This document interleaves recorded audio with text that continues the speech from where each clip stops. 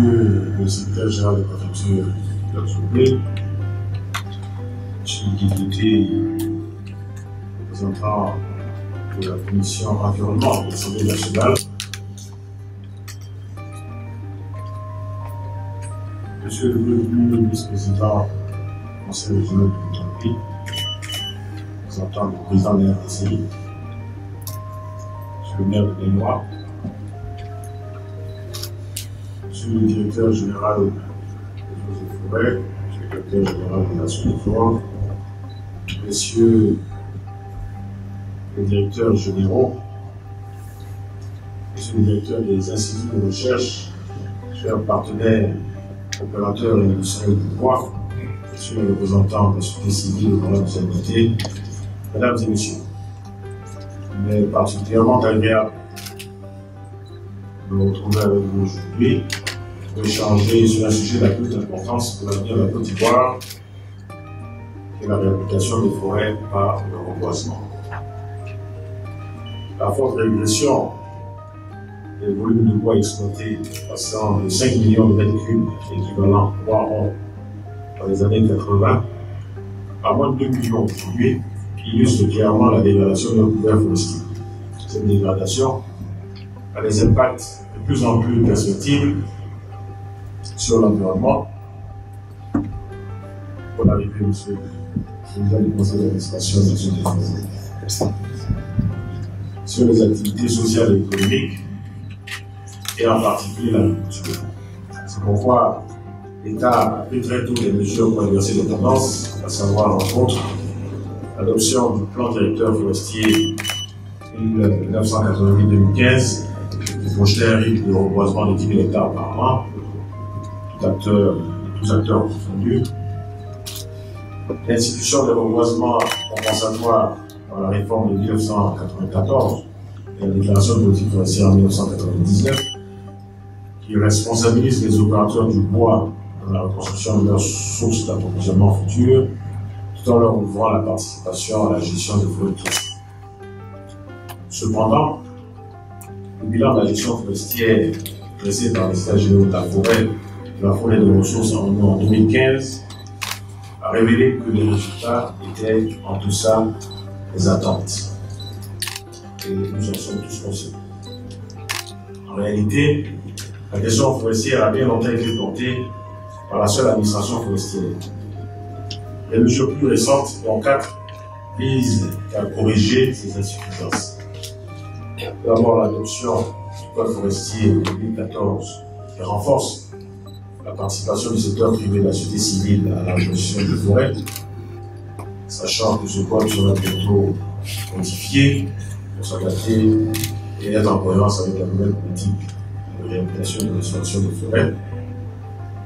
Il y a l'accord de Paris en 2015 qui a été l'occasion pour le chef de l'État de réaffirmer au plus haut niveau notre ambition commune de faire passer le taux de couverture forestière nationale de 11% à 20% à l'horizon 2030. L'adoption du PIA 2017-2025 qui réaffirme l'objectif de réhabilitation des forêts comme priorité nationale, et enfin la stratégie nationale avec plus 2017-2030 qui a été adoptée en novembre 2017 et qui engage l'ensemble des acteurs à reboiser 5 millions d'hectares de forêts durables. Mesdames et messieurs, c'est donc un devoir impérieux pour notre génération, après les engagements forts pris par son Excellence, M. le Président de la République, sur les plus hautes tribunes internationales, de gérer les forêts de façon durable. En satisfaisant nos besoins actuels en ressources forestières, sans pour autant compromettre la capacité de nos enfants et de nos petits-enfants à satisfaire les leurs. À cet égard, le plan d'investissement forestier, le cadre d'action commune de l'initiative 14 forêts adopté à la COP23 sont des opportunités à saisir pour négocier avec succès ce nouveau virage. Notre souhait en matière de reboisement est que chaque acteur s'engage dans l'action avec des objectifs clairs de performance. À l'image du contrat de performance État-Sous-Fort.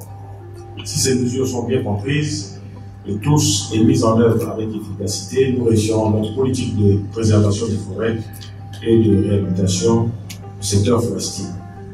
Pour ce faire, seul un dialogue permanent et inclusif entre les acteurs nationaux et les partenaires au développement permettra de tirer profit de ce contexte favorable. Et je voudrais insister d'ailleurs dessus, sur le dialogue permanent et inclusif. Nous devons tous nous considérer comme partenaires dans cette lutte pour le reboisement en Côte d'Ivoire. Nous sommes à chaque fois surpris, effarés, je dirais même coupables de constater avec quelle vitesse la déforestation a eu lieu dans Côte d'Ivoire. En arrivant à ce ministère, je n'étais pas pleinement conscient, et étant très proche de la forêt, je suis pleinement conscient vraiment de cette dégradation. J'ai été désagréablement surpris, profondément affecté, je dirais, et je suis profondément engagé à faire en sorte que nous retrouvions notre modèle forestier. Donc nous sommes tous responsables, nous sommes tous des partenaires.